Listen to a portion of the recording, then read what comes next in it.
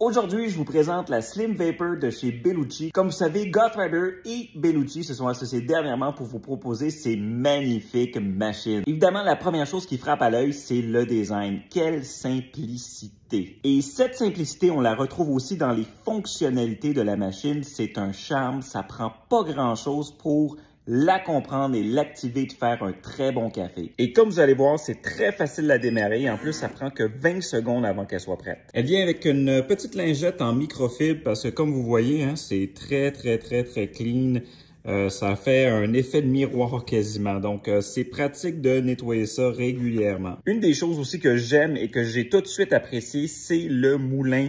Son bruit est très faible comparativement à d'autres. Même, j'ai une DeLonghi Magnifica Evo et celle-ci fait beaucoup moins de bruit. Il faut que je vous montre le compartiment à café et qu'est-ce qui en fait aussi la différence. C'est probablement une des raisons pourquoi le bruit est si faible. Quand on l'ouvre, c'est quand même pas facile, mais vous allez voir alentour, il y a un système justement, une espèce de plastique qui contourne et ça tient très tight à l'intérieur. Puis là, vous voyez, on met le café, il y a le grinder avec les settings. Les settings de base fonctionnent très bien pour commencer. Évidemment, plus que la machine est utilisée, peut-être avec le même café, vous allez devoir l'ajuster. Je vous montre le compartiment d'eau. Une des choses que j'aime, c'est que, il n'est pas trop grand, mais aussi, on n'a pas besoin de l'enlever au complet si on veut rajouter de l'eau. C'est très bien pensé de ce côté-là. On va commencer par le sac de café. Et le compartiment se trouve ici. Alors, vous voyez, je peux juste tirer ça et je vais pouvoir mettre de l'eau ici. Maintenant, si je veux l'amener directement à l'évier, je le tire au complet et voilà, on peut l'amener comme ça, aussi simple. On le remet dedans, on le referme. Une des choses que j'aime bien, c'est qu'elle n'est pas trop grande et devrait fitter dans la majorité des comptoirs où il y a des armoires au-dessus. Et souvent, le problème que j'ai remarqué, certainement avec les machines semi-automatiques et même la Magnifica Evo, elle est un petit peu trop grande, donc je peux pas facilement mettre le grain dedans. Faut que je la déplace, faut que je la ressorte. Celle-ci, vraiment, la hauteur, elle est très bien pensée. Comme dans tous les machines automatiques et les machines même semi-automatiques et toutes les machines, il y a de l'eau qui s'écoule à quelque part. Et là, il y a quelque chose de très intéressant avec celle-ci, c'est que je trouve qu'il n'y a pas beaucoup de perte d'eau comparativement à d'autres machines. Donc, quand la machine se prépare la première fois dans la journée, évidemment, l'eau va couler et va couler ici. Donc, directement, là, vous voyez, il y a un petit peu d'eau déjà. Le compartiment n'est pas très grand, mais comme je disais, avec la quantité d'eau qui sort et qui n'est pas perdue, vous n'allez pas avoir tant que ça à le changer, à le vider souvent. Et maintenant, où se cachent les pocs de café? Donc, les pocs de café se cachent juste ici. Donc, il faut retirer ça. Et évidemment, il y a un autre compartiment qu'on a juste là, comme ça. Donc, on peut voir, les pocs sont là, on fait la vidange. Évidemment, il y a un tray qui va jusqu'au fond. Si jamais il y a de l'eau qui coule ou d'autres détritus, disons, de la mouture, eh bien, ça va se retrouver là. Et tant qu'à être là-dedans, on va parler de la grosseur de la POC. Donc, on peut voir la POC de café juste ici. Je vais retirer le petit compartiment et vous allez voir comment elle est, en fait. Elle est quand même bien... voilà, c'est ça. Elle est fragile, mais elle est ferme. Et la POC de café va contenir 9 grammes de café qu'elle aura moulu elle-même. Une autre chose qui est définitivement bien pensée, ça a l'air complètement niaiseux, mais c'est le câble d'alimentation qui est détachable à l'arrière. Je vous montre ça. Ça a l'air niaiseux, mais ça, là, c'est pratique, le fait qu'il soit détachable. Surtout quand on la remballe, on veut la déplacer. C'est un casse-tête en moins. Des fois, le fil peut venir dans nos jambes, mais en l'enlevant, c'est réglé. Et la dernière partie, c'est le POC Maker, dans le fond, où la mouture descend et où le café va être compressé pour faire cette fameuse POC qui ensuite la machine à café va extracter. Donc, je vous montre ça aussi. Donc, pour y avoir accès, il faut juste appuyer ici. On l'ouvre. On ouvre ça comme ça.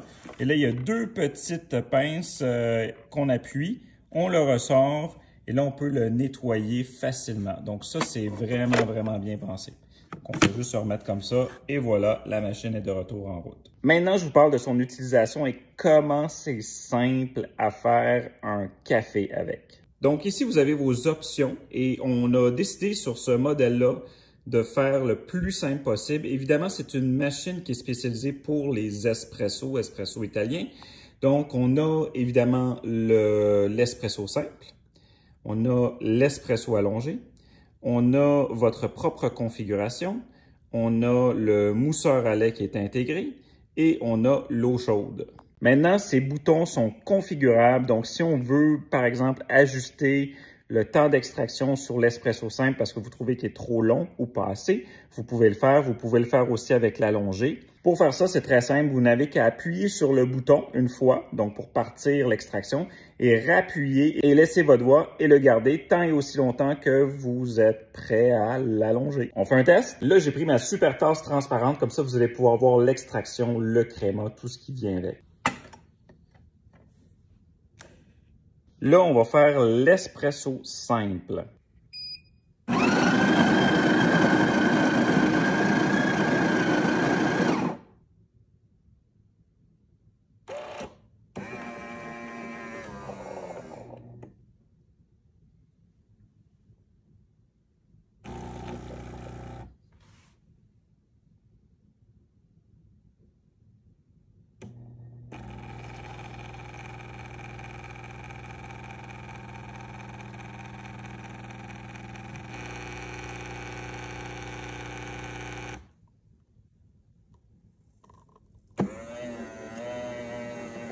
Donc, voici à quoi ça ressemble l'espresso simple. Là, vous allez me dire, il n'y en a pas beaucoup. C'est un simple, donc il y a beaucoup moins de quantité de café dedans que normal. Donc ici, on parle de 30 millilitres de café.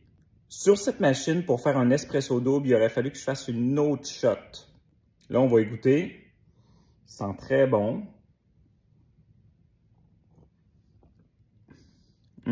Très bien balancé. Et ça, c'est une chose que j'ai trouvée instantanément à ma première dégustation. C'est assez incroyable comment ça donne justice au café, cette petite machine-là, pour 3 fois rien. Parce que pour une machine automatique en spécial en ce moment à 600 $, ça vaut à peu près 750 $, c'est dur à battre, définitivement. Même avec ma Magnifica Evo qui vaut beaucoup plus cher que ça, je peux dire que celle-ci fait du meilleur café et surtout du premier coup. Puis je vous dis pas ça parce qu'on revend les machines. Si le café n'avait pas été bon, on ne les revendrait pas, je vous le garantis. Donc si vous avez d'autres questions plus précises, ça va faire plaisir d'y répondre.